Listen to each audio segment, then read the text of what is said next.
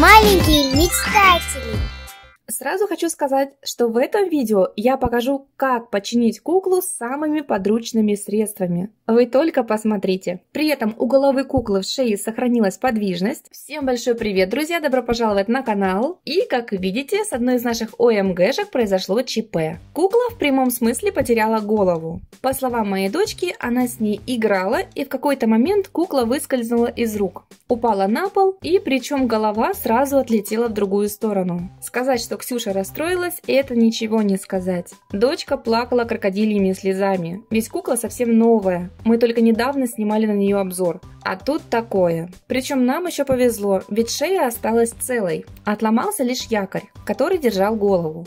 Он, кстати, так и бренчит в голове у куклы. У кукол OMG этот якорь держится на тонюсеньком штыречке, который может быть уже треснут на этапе производства куклы. Так что от этого никто не застрахован. Если у вас была подобная ситуация с любимой куклой, обязательно напишите об этом в комментариях. Под моим фото с куклой в Instagram набралось немало комментариев от наших подписчиков, у которых случилась подобная ситуация. Собственно, поэтому я и решила снять это видео о том, как я в таких случаях чиню наших кукол. Это абсолютно несложно и займет у вас максимум 10-15 минут вашего времени. Такой способ починки, думаю, подойдет практически для любой куклы с отломанным якорем, а не только для ОМГшки. Я вам подробно покажу два простых способа, как вернуть голову куклы на ее законное место. А потребуется вам для починки всего 3 детали, которые, думаю, дома найдутся практически у каждого. Но перед тем, как мы начнем, я хочу вас попросить поставить лайк этому видео и подписаться на наш канал, если вы, конечно, этого еще не сделали. И совсем отлично будет, если вы поделитесь этим видео со своими друзьями. Ведь если ролик наберет больше просмотров,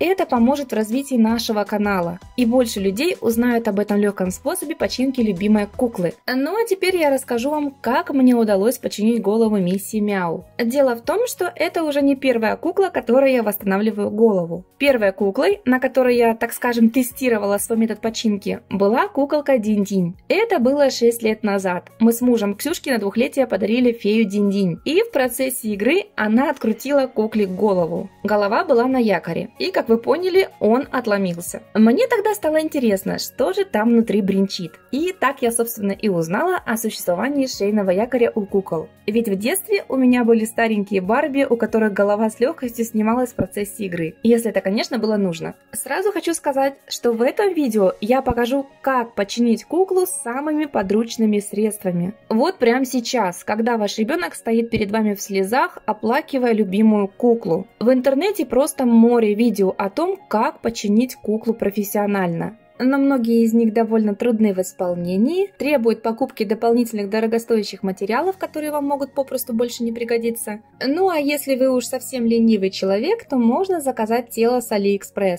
Но его опять же придется ждать минимум 2 недели. И я, если честно, не вижу смысла тратить 2000 рублей на новое тело для куклы, если такую поломку может исправить каждый, всего за 10 минут. К тому же есть вероятность ошибиться с цветом тела куклы и получить сильный разнотон. Давайте-ка еще раз посмотрим на якорь у LOL OMG. Он малюсенький, и голова у кукол OMG слабо подвижна, так что особо переживать о его утрате, думаю, не стоит. Итак, что же нам понадобится для работы? Вот эти простые материалы, думаю, найдутся дома у каждого. Здесь у меня саморезы и винтики разного размера, крестовая отвертка, нитки для вязания и термопистолет. И если термопистолета у вас нет, его можно заменить на суперклей. Саморезы и винтики, как вы видите, у меня разные, чтобы можно было подобрать подходящий размер для коротенькой шеи ОМГшки. Их я отыскала у мужа в инструментах. Думаю, у каждого дома найдется хотя бы парочка таких шурупчиков. Здесь важно не ошибиться и правильно подобрать саморез. Он должен крепко вкрутиться в шею куклы,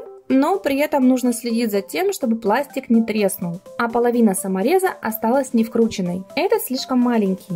Этот, наоборот, чересчур большой, и при вкручивании шея на шве разойдется. Этот винтик по длине подходит, но у него нет острого края, и поэтому закручивать его будет очень сложно. Можно для начала проделать отверстие в пластике острым саморезом, а потом попытаться вкручивать винтик. Но у меня, к счастью, нашелся подходящий по размеру саморез. Он остренький, поэтому вкручивать его будет несложно. Но будет намного быстрее, если мы проделаем небольшое отверстие в пластике заранее. Это можно сделать при помощи шила, ну а я решила считерить, ведь у меня дома есть маникюрная машинка с фрезой. Это значительно ускоряет процесс, но фрезу после такого придется выкинуть, ибо она забьется пластиком.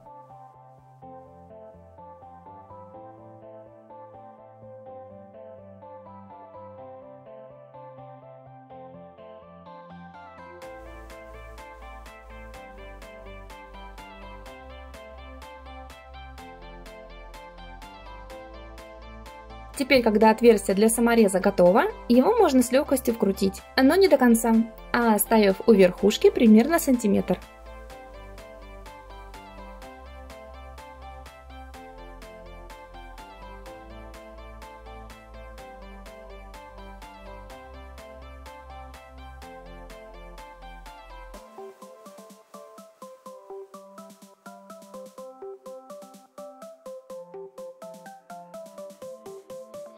Курточку снимаем, чтобы не испачкать. И вот теперь нам понадобится термопистолет.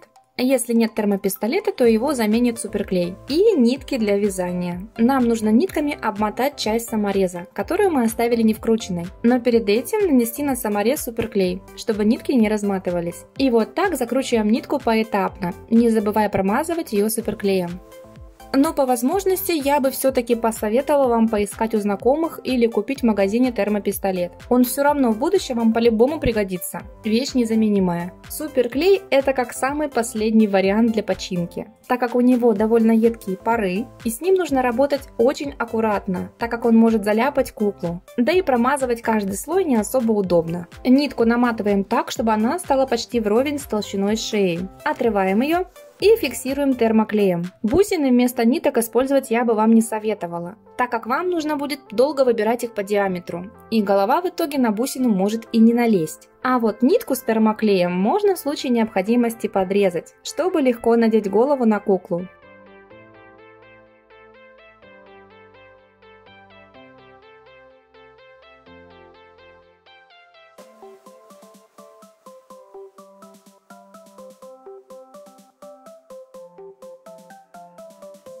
Ждем 5 минут, когда клей подсохнет, и надеваем голову на ее законное место.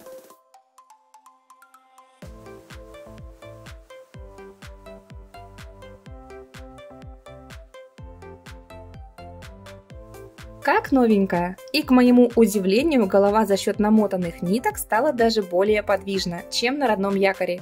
Вы только посмотрите. При этом у головы куклы в шее сохранилась подвижность, она хорошо вращается и наклоняется в стороны, а на самой шее даже не видно следов нашей починки, как будто ничего и не было. Да и при желании голову теперь можно с легкостью снять и надеть обратно. А вот теперь вы будете знать, как починить голову своим любимым куклам всего за 10 минут, используя при этом минимум средств. Надеюсь, это видео было для вас полезным и подробным. Не забудьте поставить лайк под этим видео и заглядывайте в наш инстаграм. Там я недавно выложила новые фото своих нарядов, которые вы можете при желании оценить и приобрести для своих красоток. Спасибо вам за просмотр и всем пока!